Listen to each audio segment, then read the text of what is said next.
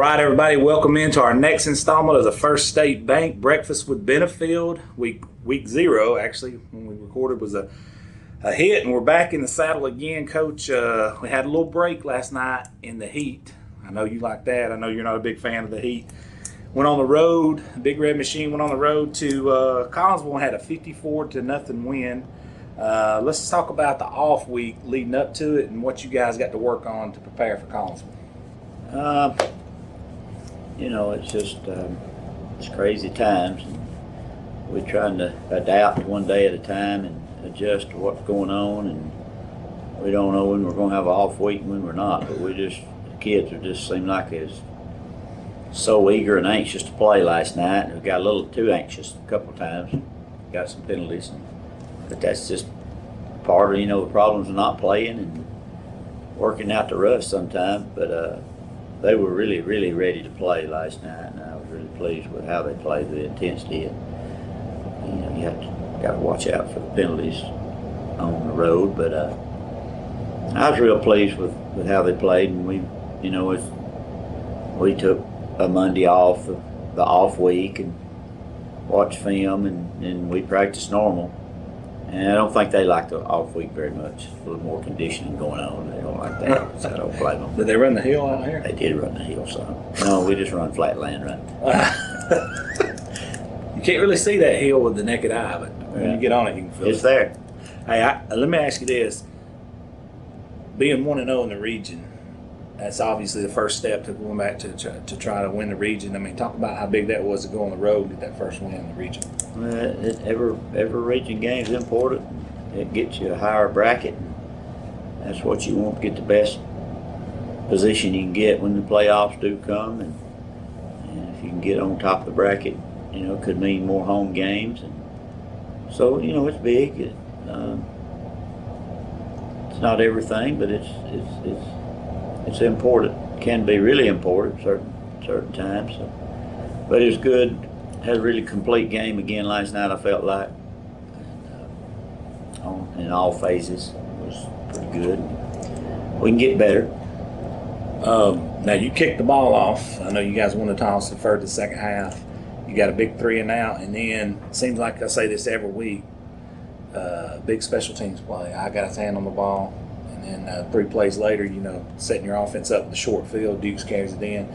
How huge is that, especially being on the road, to get a stop like that, and then special teams come up big, and then offense, you got all 3 phases involved right there out off the bat? Yeah. We always get a good fast start, and it don't always happen, but that's what we strive for. But we like to kick off because we got a pretty good defense too.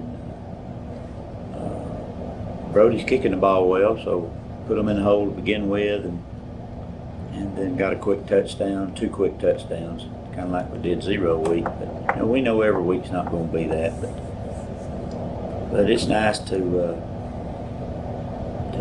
get that good start, and everybody had to play uphill from there. Yeah, because you mentioned the 2 quick touchdowns. The second one was Ike actually on defense. Yeah, gets a pick and runs it in. Ike had a pretty good night. He blocked the punt. Yeah. Jack of all trades. Pick 6 and run a regular touchdown, and he may be selling corn dogs this morning. He might be right out here. Could be. Pee-wee game. Could be calling that game. That's right. It seems like all night your offensive line, especially as the game went on, was kind of imposing their will. Talk about their performance last night overall. We feel like that's normal for them. They are experienced. They got good size, and they really communicate together well, and they're just an experienced group of kids that's had a lot of football under their belt, and they're pretty good. Felt like some of our younger guys went in and played hard. Yeah, trying to get better, especially as the second half. But what's made our younger guys better, I think, like a couple of our eighth grade defensive linemen, Tucker Wilkes, and some of our 9th, 10th graders, they have to go against those guys that start all the time out there. That'll make you better or turn you away from football. It's either going to make you quit or better. One of the two. I wouldn't want to hit Lyles and Carroll all night. Mm. Me personally, I'm just No, I don't think I would either. Safety reasons. Something break pretty quick on me. Here's something that I notice is a big luxury for you, and I want you to talk about this a little bit. You had touchdowns from Duke, Ike, Malachi, Steethel, Brody Hicks, and Hunter Manchin. You got the luxury of several guys carrying the football and comfortably doing it.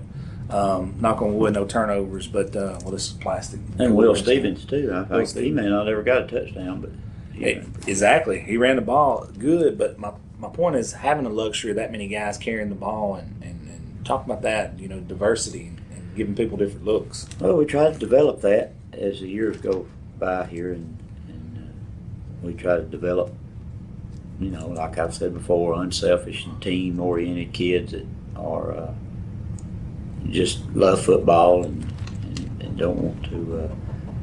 And I'm not saying they're all like that, but it's hard to overcome selfishness sometimes, but that I just have them part of the time. Parents could help me with that if they want to. Feel free to understand that the Fyffe team's what matters, and as a group of kids all working together and not really worrying about who gets the rewards for everything, that's a big deal.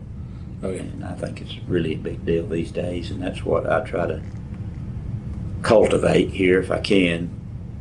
Sometimes it don't work that way, but sometimes it don't. Sometimes it does. Now, another week, another shutout for that defense. They look pretty nasty. They were flying around. They played with a chip on their shoulder last night. They look pretty elite. Talk about that defense's performance overall.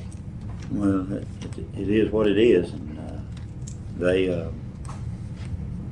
just feel like they have something to prove every week, and I try to encourage that they need to go out and prove themselves every week. That a lot of people against them, but because of all their success, and for that only reason, it's because they're successful and they try to do things right and they're real coachable. And I've said before, all this is old stuff, I guess, but they have a good week of preparation all the time, and every week seems like, and they pay attention to details and things that we're trying to get across to them, and just been an enjoyable group of kids to work with. And it's not just the seniors, there's underclassmen like that that's falling in to playing good. That's playing good. And I thought, like Austin Mulligan last night, who's getting better every week. And of course, the old steady Lyles and Carroll and Chase Wooden had a good game last night. He's a senior too, and Kyle Dukes had a good game on defense.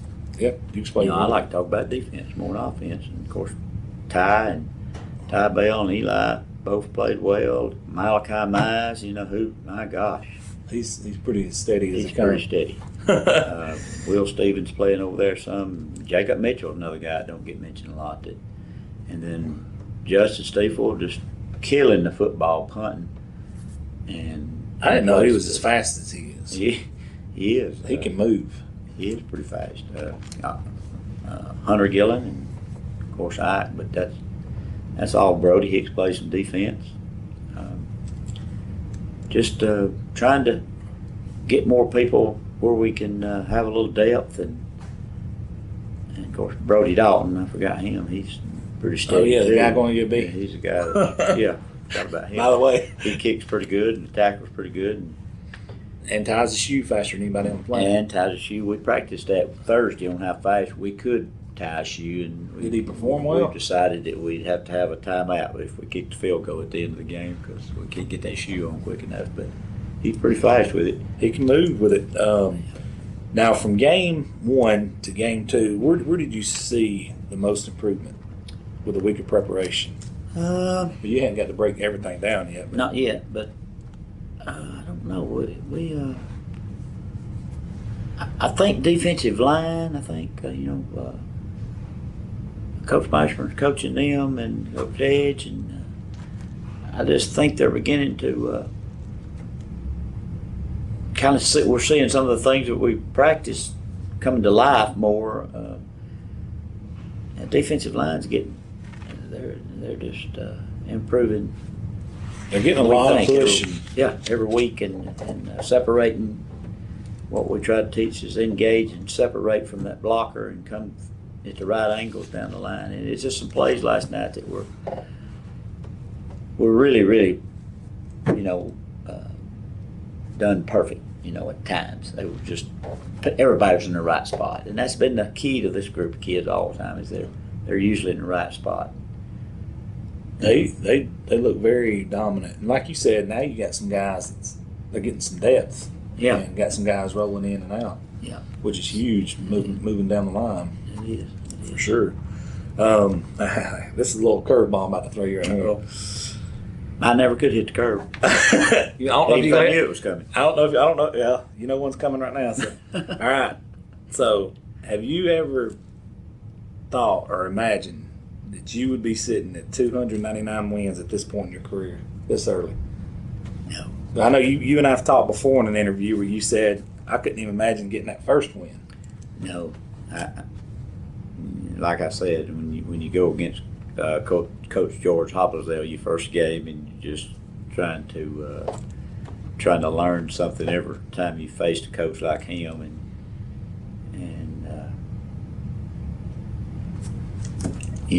we got beat that night. It was the first game I ever was a head coach. I'm coaching against a legend, like him. Gosh, no, I don't even know where the times went and how it's happened, but just start ticking away. A lot of sleepless nights, and put some age on me, I'm sure, and took some of your life away from the stress and the worry about everything. Compared to some of the coaches we know and work with, you're still a spring chicken to be at 299. Well, it's been a blessing too. I wouldn't change anything that's happened and where I've been, and wouldn't, a lot of coaches look for bigger jobs and more money, and money's not everything. Bigger schools is not everything, and most been a good time here, and 25 years went by in a hurry. It zoomed by, huh? The only thing you changed is the day me and you talking about the Gordo loss. Other than that, oh yeah, I changed that. Changed that one. all the losses are rememberable. Yeah, you remember those more. I remember a lot more of those than I do. And probably if you give me 30 minutes, I probably could tell you every one of them. Well, I know I could. Let me ask you a question. Over all these years, what is the most satisfying thing to you about coaching in general? Well, it's just see the kids. You hear a lot about all the newfangled ideals about coaching and fun and all that, and that's all good. I'm not saying everybody should have fun in what they're doing, but competitors, it's not fun if you're losing. Yeah. If you're a competitor and it's not fun, well, not to me. The fun is after the game and the kids are happy, and you see every day what they do and how they suffered last Monday and last Friday running, and they were, right at that point in time, you're not thinking about being in the dressing room with a win after the game. You're just thinking about trying to survive and the conditioning and hard work that goes into it. But then to see them grow up, and that kid that can't even do a dot drill or a agility drill of any kind in 7th grade, and he just take Levi Carroll for instance. He'll kill me for telling this probably, but I know when he was a little chubby thing, looked about like me when he was in 7th grade, and I know there's days he didn't want to come up here, and he got good football, mom and daddy, and they pushed him out of that truck anyway, and look what he has made himself into by working his tail off. Not talented and not fast, just made himself in the weight room, and because he loves the game of football, he'll be successful. Hopefully that'll carry him into life, that he'll work a little harder than the next guy next to him and pay attention a little bit to more details, and he might move himself up in a job somewhere, and it'll be good stuff. Good jobs are great, and that's good, but it ain't all about money and life and just being happy and going to a job, having a job every day, and paying your bills, That's a blessing. As Montgomery Gentry said, that's something to be proud of. You don't have to be a rich man to be happy. It's true. But there's a lot of bumps in the road coming for everybody, and holes in the highway, but it's how you react to them. And I hope kids in our program compare that to there's a lot of losses coming for them, and a lot of them a lot more important than the football game, whatever it might be. But hopefully they'll react a good way to it and make themselves be proud of what they are. Yeah, the work and attitude they got up here is definitely, if they carry it with them. I'm not gonna say everyone of them will. No, but the ones they that don't. The ones that do, they'll learn that that'll. Well, I have a lot of them tell me that they had one Monday night. He had learned a lot of things. That he stuck it out in the job, and he's 30-something years old, but makes you feel proud. That they might have learned something up here, heard something that they remember, and block out all the stuff that was negative. And let me ask you this: next week you're going for the elusive 300th win, and of course, Fyffe lines it up to where it's your old school where you coached at. Isn't that crazy? It's insane. Crazy. What? I know it's the most important game because it's the next game. That's right. And this is actually a really good Sylvania team. What have you seen from those guys? Well, they are a good team. They're really playing well. Looks like to me right now they were. Looks like they're going to have another week to prepare for you as well. Huh? Well, they did. Yeah.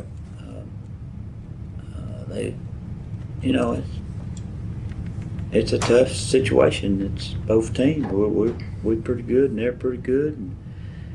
And I know our kids will have a good week of preparation. They will too. And Coach Putnam played for me at Sylvania, and good guy, and does a great job. I'm proud of him for what he's done and accomplished.